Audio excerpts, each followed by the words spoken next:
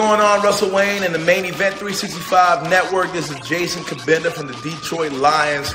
Here to give y'all a shout out, man. We appreciate all the support, man. Know you guys are big fans. Know that you guys are rooting for us to take the North this year, and we're going to do just that, man. Appreciate you guys so much. Just want to give y'all a shout out. Y'all have a great day.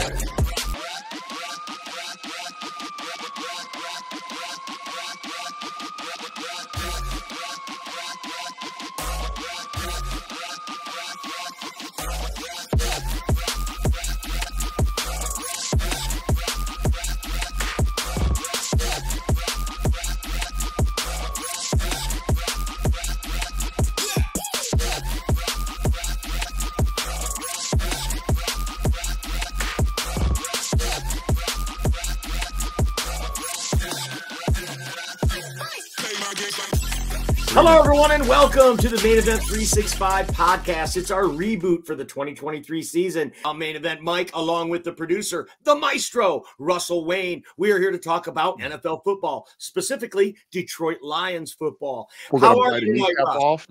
I'm doing great. I'm ready to bite some kneecaps off. Nobody's grinding harder than the Main Event crew. I can tell you that. And that's a testament to you, my friend. Thank you for all you do.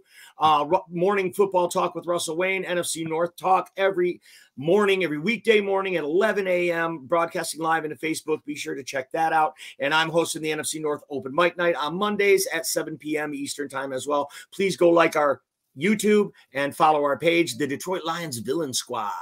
And ladies and gentlemen, this is the main event. So, Russ, first thing I wanted to talk about was some quick news. Savion Smith, the longtime safety the last few years there, he's worked hard and hung around the team on the practice squad, was playing good in training camp, got injured, and the Lions have officially waived Savion Smith. What kind of impact does this have on the Lions? It's more of a sad thing because he did get injured at the end of last year, and he worked really, really hard to get back, and it looked like he might have been an impact player on the back end of the depth chart. Looked like he could be something. I don't think it's going to have a huge effect other than probably maybe some undrafted rookies might be able to get some opportunities. Some people that were at the bottom of the depth chart might actually get some opportunities now. Right, and it might affect the special teams as well. Savion Smith's place on the special teams and with special teams coaches, he knew his assignments. By all accounts, he's a great teammate and a great guy to coach. So he would thank you for your time, Savion. You will always be remembered here because you always tried so hard, and we always appreciated that about you. Best of luck as you move on in your journey from all of us here at the main event.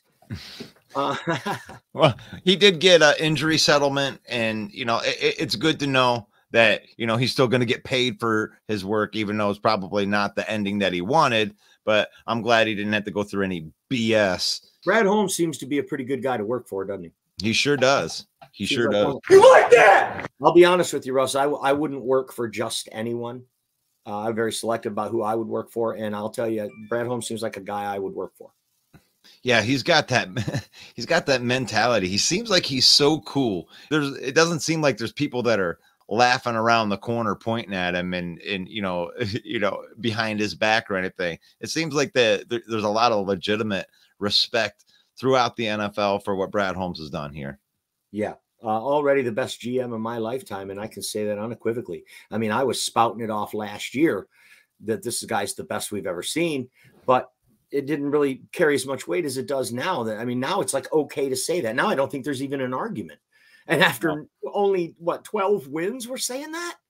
But just the moves that he's made, it's been amazing. And speaking of moves, it brings us to our next topic. See how I did that? The Detroit Lions, along with every other NFL team, Russell, they need to get to 53 men from 90. They have until Tuesday, the 29th, 4 p.m. And we were talking about this, you and I, about some players that are on that bubble and who we might see make the team. And you had read a good article. What was that about? Yeah, well, I really do enjoy the Pride of Detroit in their work. And they put an article out that was talking about 5 Detroit Lions players to watch in the preseason finale versus the Panther. And that's directly related here to the 53-man roster because it doesn't look like Dan Campbell plans on playing any of his starters or even some of his backup and some of the choice rookies when it comes to this. So the first person they have on this list is Craig Reynolds. And Craig Reynolds has been a guy that's kind of been missing in action for a lot of the training camp. He was serving a little injury. So we were getting to look at some younger running backs like Mohamed Ibrahim that was released with injury settlement. But then Craig Reynolds had came back. So it's going to be interesting to see what he can do in this game, because he's probably going to get a big load to secure that number 3 running back. What do you think about that? Yeah, well, this is one of those things where you don't let your heart get in the way, right? Because we obviously love Netflix. We love Craig Reynolds. We know the coaching staff loves Craig Reynolds. Our show, us particularly, we have a somewhat a relationship with his father. We interviewed him before and had him on our show several times. And it's good family, good people, and just the kind of guy you want on your team is Craig Reynolds, right? He always plays hard. He always gives 100% all the time. And people in Detroit love him for that. And his coaches love him for that. However, they're trying to get to the best players. And it wouldn't surprise me if a guy like Benny Snell came in and pushed Craig Reynolds out. Benny Snell's been a named pro in this league. A much bigger name than Craig Reynolds. And if he puts that name to work on the field and shows out why he's got that name, and that is better than Craig Reynolds, then the Lions would be we'd have to lose, probably a glue kind of player, especially from the coaching staff point of view. So we're pulling for Craig, but we also want what's best for the team. And Benny Snell, though the numbers might not show it, he looked like a pro out there running. Well, when they look, when Justin Jackson, now I would, Justin Jackson abruptly retires, right? So that argument that you're putting in for Benny Snell, I think I would have agreed with it a little bit more if it was Justin Jackson. Justin Jackson did play a role on his team last year. I think if Benny Snell ends up making this roster, it's going to be because they kept another running back, and it would be Craig Reynolds and Benny Snell. I think it is Craig Reynolds' job to lose in that number 3 spot, but we'll have to see. When Benny Snell has more snaps on special teams. Dan Campbell has said it many times that special teams is the difference maker. Yeah, and you could be right on that. But they did say they had a live game situation, the ones versus the ones, twos versus the twos. And they said Craig Reynolds busted a big run off tackle all the way for a touchdown. So, we've heard Dan Campbell say how much, these practices mean more than the preseason games for what we want to look at. And so I'm sure Craig helped his case with that. That is nice to know that we have a running back fight that's for the 3rd spot. The first 2 spots are pretty well locked in with David Montgomery and Jahmyr Gibbs. They know what they want there. And Craig Reynolds is a proven commodity. He has played well in actual games before. I think that they would like that, but we're going to see how they play. He's going to get a big dose this weekend, along with wide receiver Antoine Green. Now, I think that we have some wide receivers that are solidified on here. You got your Amon-Ra St. Brown, Marvin Jones, Josh Reynolds, Khalif Raymond. But then after that, there's a nice little pocket of 2-3 wide receivers that may make the team. Antoine Green is one of those guys. It says right here, a position that has been up for grab is the 5th wide receiver spot. The Lions will need somebody to step up there, and there hasn't been much separation in wide receiver. Antoine Green, Dylan Drummond, Chase Koza, and Maurice Alexander. Mo Alexander, that's it. Yep, as are the finalists for the job right now. And you know what? Maurice busting out that long touchdown run, he has to be into consideration because of the double special team. But they were trying out both of the undrafted free agents in that spot, and both of those guys seem to do well in that spot. So how valuable is having a kick returner that can do 2 things when it seems like everybody can do that on the team? Yeah, I mean, sure. And then there's other things to factor in too, like Antoine Green was a draft pick, albeit a high draft or a low draft pick. He was still a draft pick. That's draft capital you spent on him. You want that to work out. So that gives you, and like you said a minute ago, that's your job now to lose. You're expected to get that spot with that draft pick. You better be able to beat out these undrafted free agents, or we got it wrong. right? So they want to look like they're right. My thing is, I think they keep one of these guys and Green. I think for that reason alone, Green is going to get it because the separation, like you said in the article, isn't that great. And the fact that it's draft capital, I think they keep Green and they keep Mo Alexander, and the other guys are gone. Right. And who knows? I mean, they may end up just saying, hey, we're only keeping 5.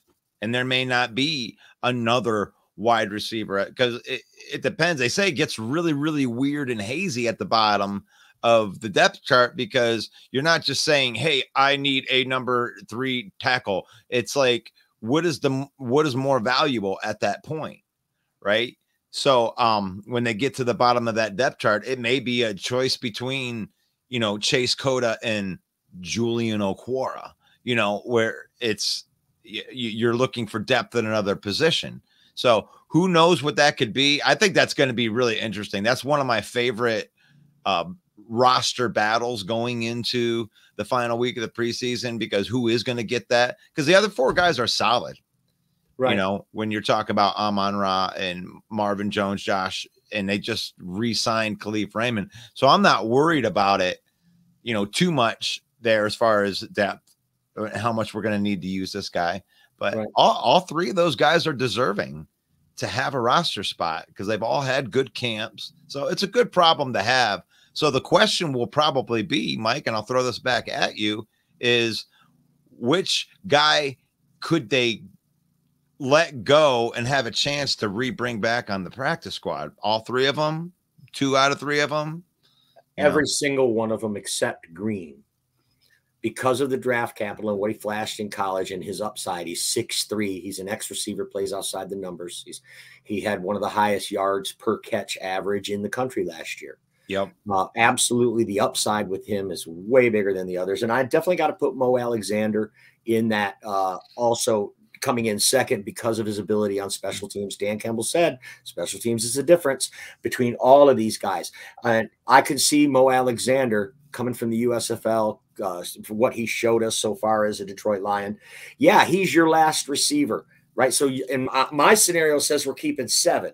And when J-Mo comes back, that's when either Green or Mo Alexander is gone. Right. And then they can put them back through to the practice squad. So you're saying it's 1, possibly 2. I could see somebody using a waiver claim to try to pick up Alexander if they needed to from the USFL. Yeah. I don't know. I mean, I certainly don't see them taking, Cota or Drummond off the waiver wire. Yeah, I couldn't see those guys. So that might end up being one of the ways they decide that.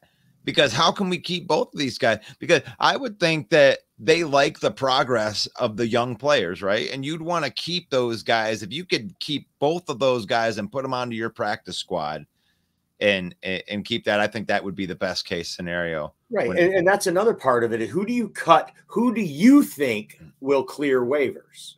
Yeah. Right? So it's a gamble that you're making because when they clear waivers, then you can bring them back and put them on the practice squad. So. Right. So, and that even brings us to the next position right here, which I think is another intriguing position is they list Stephen Gilmore, cornerback, but let's just talk about this position as a whole, because there's a bunch of nice guys that are in this. For one, Emmanuel Mosley was spotted at practice doing drills and whatnot. I don't know when he's going to be ready, but it's a good sign to see him on the side of the field, doing stuff, getting ready. And then you got Starling Thomas, who has been playing out of his mind. Stephen Gilmore playing out of his mind. So the Lions could decide to only carry 6 cornerbacks, which would be Sutton, Jerry Jacobs, Chase Lucas, Will Harris, Brian Branch, and Starling Thomas. What was the weakest part of the Detroit Lions last year is now one of the strongest parts of this team. This secondary is a total testament to what Brad Holmes has done. Here's your starting lineup, Russ. Are you ready? You've got Cam Sutton and Emmanuel Mosley at the corners. Your nickel corners, Brian Branch. You got C.J. Gardner-Johnson and Kirby Joseph as the starting safeties. That's a super solid back 5, my friend, with right. Jack Campbell and Alex Anzalone. And then a 4-man front, you are looking at a formidable defense, my friend. That's your starters. Your depth is crazy. You got Jerry Jacobs, Will Harris, Tracy Walker, a former team captain and well-respected safety coming off the bench now. You got Chase Lucas, 7th-round draft pick. And then you got those guys you mentioned, Stephen Gilmore, Starling Thomas, the 5th. I just don't see enough room on the team for them. That's all. Yeah, they're good players, right? They are good players. Who are they fighting for a spot with? Chase Lucas? Is that it? Again, he's the draft capital guy. This team is so deep, Russ. These guys are showing out in practice and in camp, but they're not going to make this team. They've got to carry an exorbitant amount of players outside of just the 22 that start. So what positions are they going to go deeper on the roster at? We know DB is one of those. So it's very possible that Lucas, Gilmore, and Starling Thomas, all of those players make it. I think that Starling Thomas has played his way onto the roster. He's been one of the better cornerbacks all the way through. And this isn't just rookie cornerbacks. He worked his way up and he's playing with the 2s and the 1s. Now, he did struggle against the 1s. Don't get me wrong. He's still a rookie. Like, I'm not saying that he's the next biggest, best thing, but having him develop, I don't think a player of his caliber, especially after the way that he showed his return ability, that he would make it through. I think somebody would claim him off the waiver wire to come and play for their team. So the only guy that's in jeopardy in that group then would be Will Harris or Jerry Jacobs, because you're not getting rid of Walker, your safety depth. Oh, Ife Melifonwu. That's the one. I'm not even, he's not even being, with him being even partially injured. I think that the injury is not serious right now, but all these other guys, man, when you're talking about Ife, do you want to give up on your draft pick? Not necessarily, but you also don't want to just keep the guy because he was your draft pick. A 3rd rounder. Yep. Well, at the end of the 3rd round right there. And that could be one of the marks. But when you look at Brad Holmes' track record, if all you're looking at is, Iffy, Jamar Jefferson, and, a questionable Jamison Williams, and that's it. That's all you've missed on in 3 years. That's amazing. Not the we're going to waive him with an injury probably. If they waive him, then and that's it. That's it. I mean, it's about time. At least Brad Holmes shows that he's at least a human being now. Mm-hmm. Oh my God, he missed on a pick, Mike. One of the picks isn't on our team, impacting it on a big level. Right. Darn. Wow. That's amazing. Right. When the league average is like 12% or something ridiculous anyway. I mean, who hits on all of their picks? I mean, Brad Holmes has been about the closest. But so Ife Melifonwu, then we're kind of agreeing right there, right? Ife Melifonwu is the guy that's probably going to be gone, and they could keep Gilmore and Thomas. And, when we're looking through this, we don't really care what we think. We all want to know what you think in the comments. Who's going to be the cornerback? Who's going to be the one that makes it onto this Detroit Lions team as, the back end of the rosters? Are they going to keep 6 cornerbacks? I mean, could they keep 7? I mean, what do you think? Let us know in the comments on that. There are many versions of this that you can go out and you can. Well, Ross, now I want to talk about one of my favorite topics: hookers.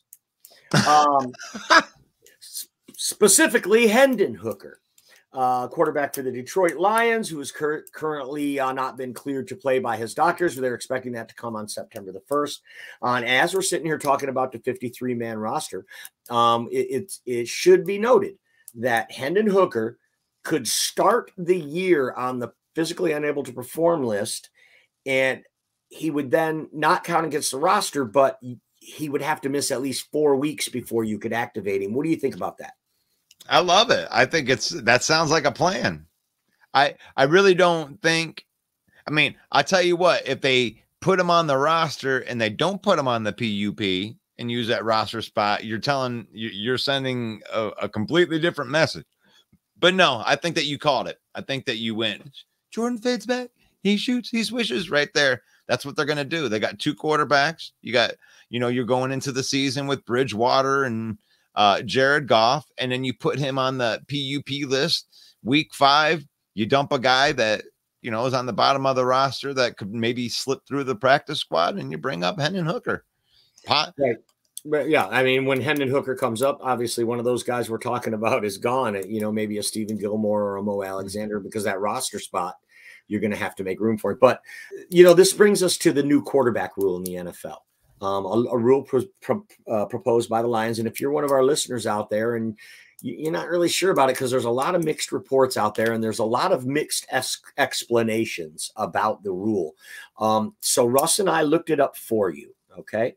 We did the Googling for you and we talked about it at great length and we dissected the entire thing. And we've determined that we've come up with a very simplified version of an interpretation for this new third quarterback rule in the NFL. And it goes a little something like this.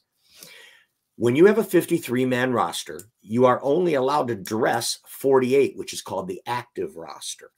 So you then have 5 guys that are inactive for whatever designation you want to assign to them. So you can dress actually 49 for the game.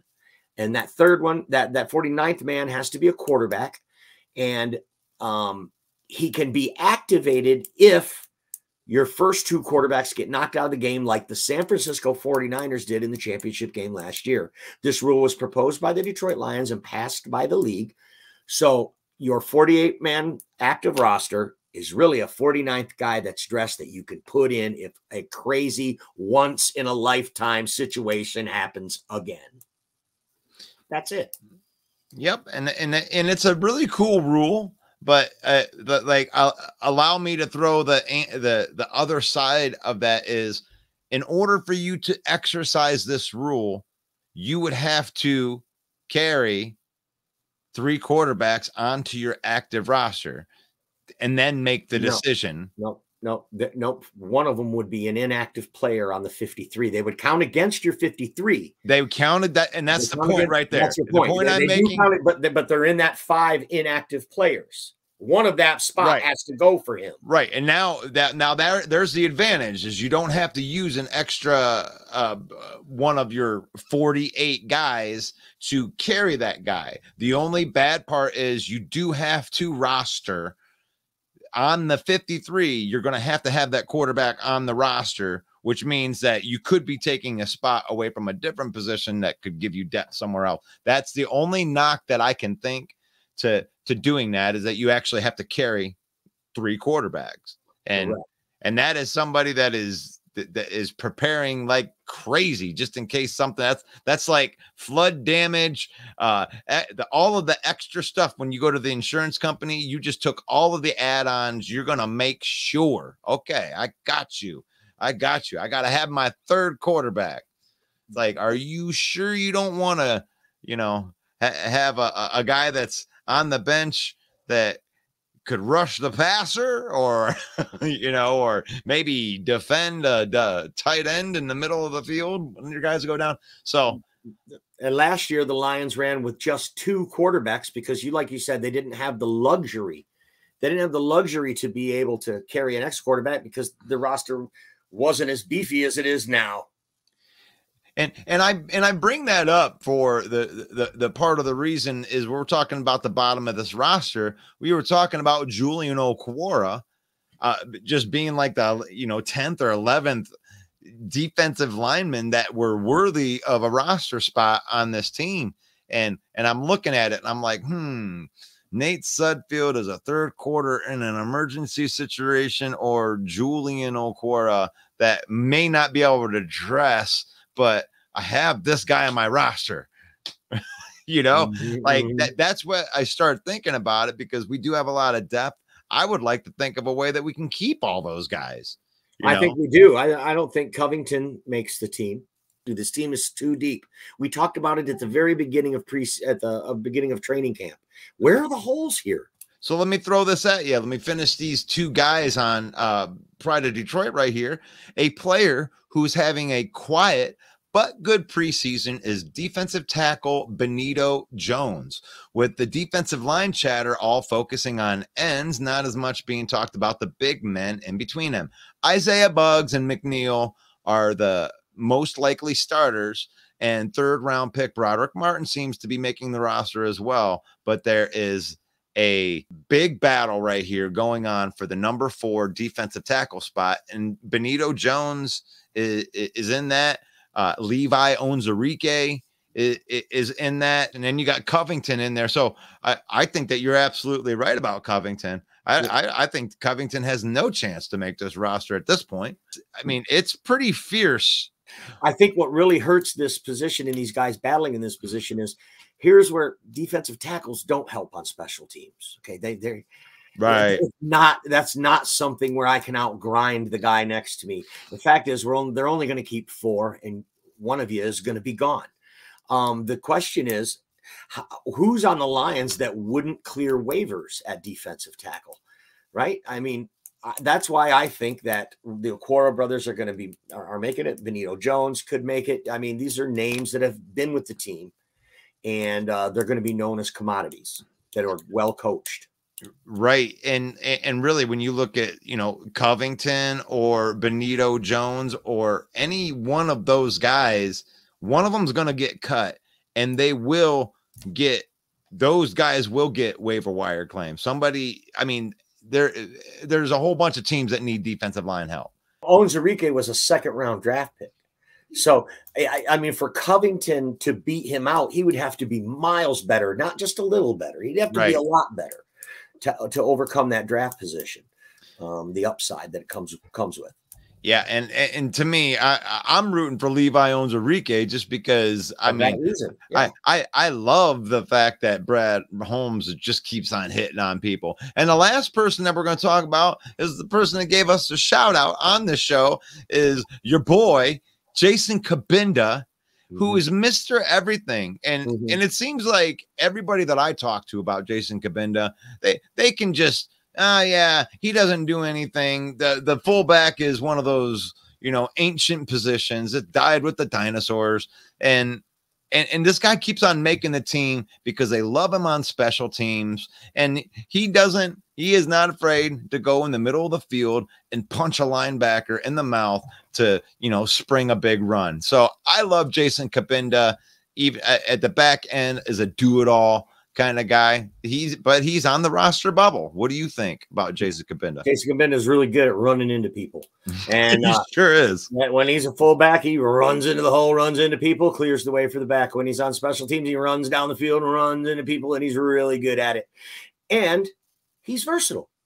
He's obviously, you got to be smart to play in the NFL. These are complicated plays. And if you are able to play multiple positions, that means you're really smart. Because really dumb guys can't play multiple positions. That's just a fact.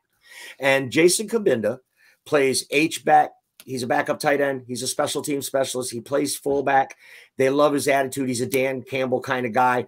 But earlier when we were talking about the backs and about Benny Snell pushing Craig Reynolds, I made a note because I learned what you're telling me, Russ. Stop going from one topic back to the other topic. So I just let it go and made a note.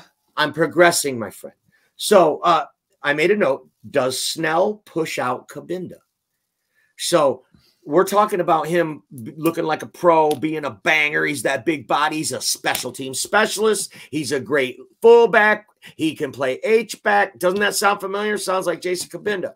He's got a bigger resume than Cabinda. I think it's completely possible Snell could push him out and make this team as well. Jason Cabinda is definitely not a given, though we would love to see it.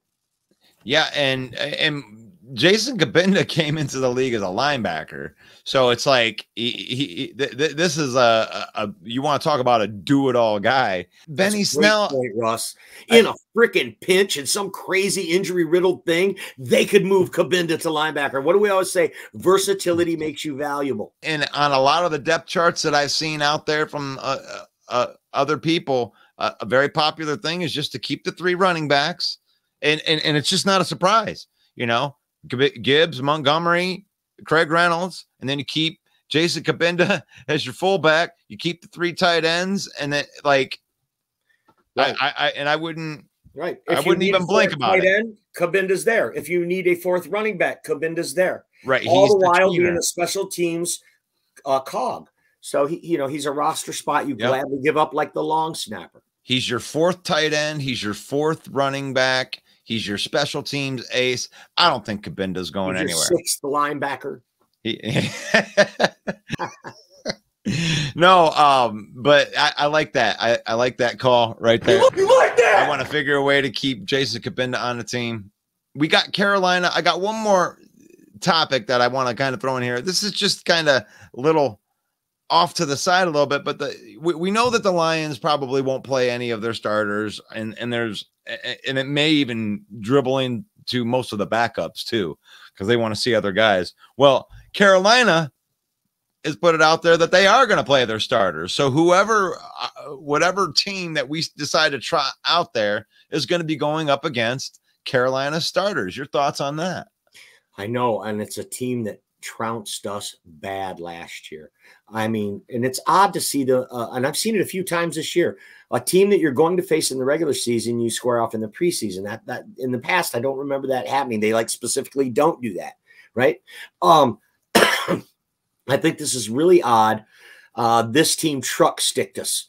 And they truck sticked us not only badly, but they did it where we're good. They did it on the offensive line. They destroyed our offensive line.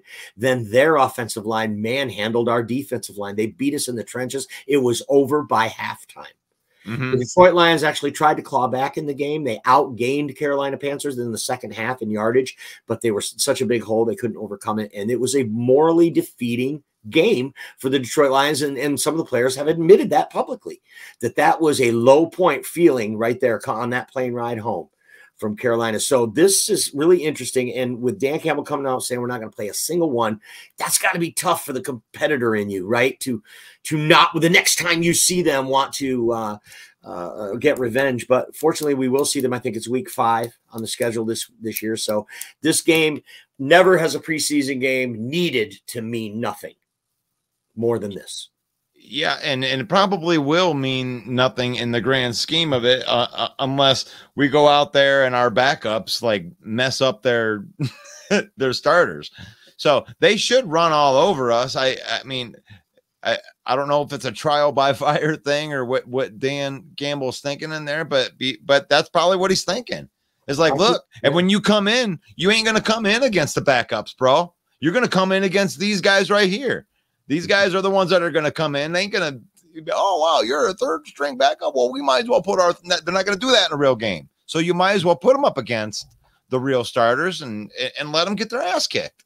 I think the joint practices is an incredible change to the game. It changes the dynamic of the preseason. And I think the Lions have already seen everything they needed to see. And this Carolina game means nothing. Maybe what you and I are talking about, this fringe guy, does he beat out the other guy? That's exactly what it means. That's the only meaning it could possibly have for the Lions of this thing. We've got to know that Dan Campbell's seen everything he needs to see from his ones in joint practices and against each other. That's why they went hard against each other yesterday, because okay, let's see what it looks like then. And now, okay, let's shut it down and get ready for the regular season. And this Carolina game means nothing. And I agree with that. And the last bit that I really want to go over today is, and this is just more of a gush fest right here, but second round draft pick Brian Branch. Can we not say enough about this guy?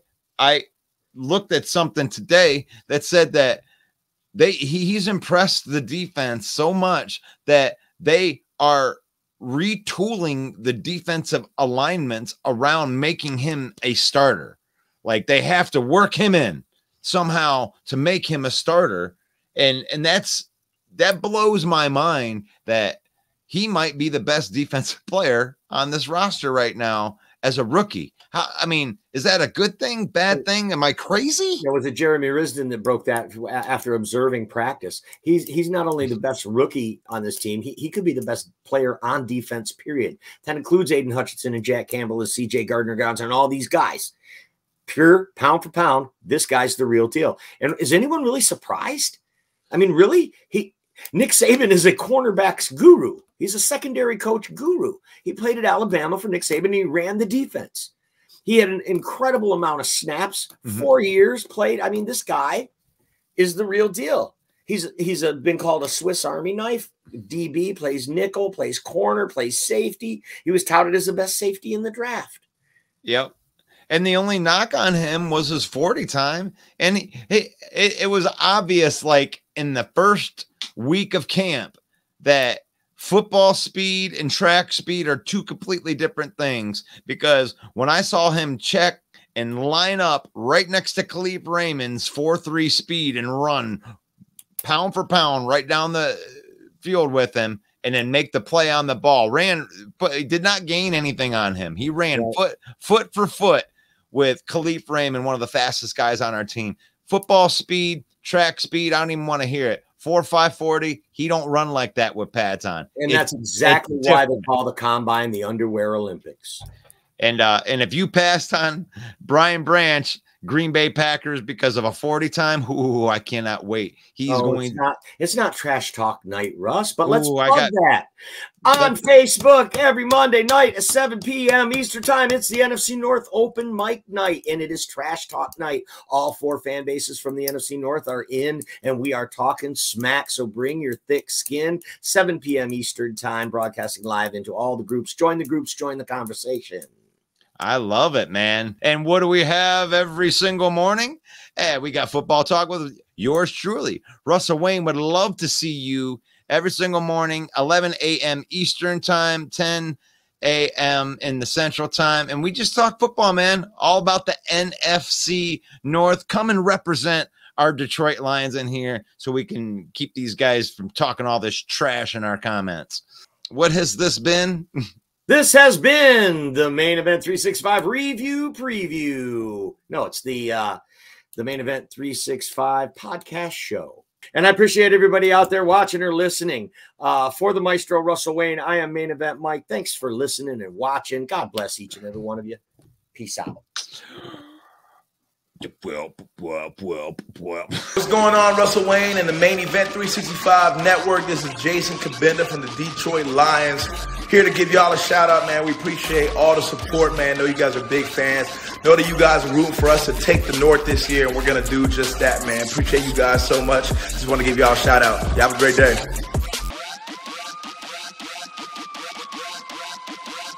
Follow the Villain Squad on Facebook right there. We're broadcasting live in there at least 6 days a week. There's content 365 days a year. We've been building this thing, and it's been a lot of fun. And we're just getting started. And the Detroit Lions are just getting started. And this is going to be a fun year.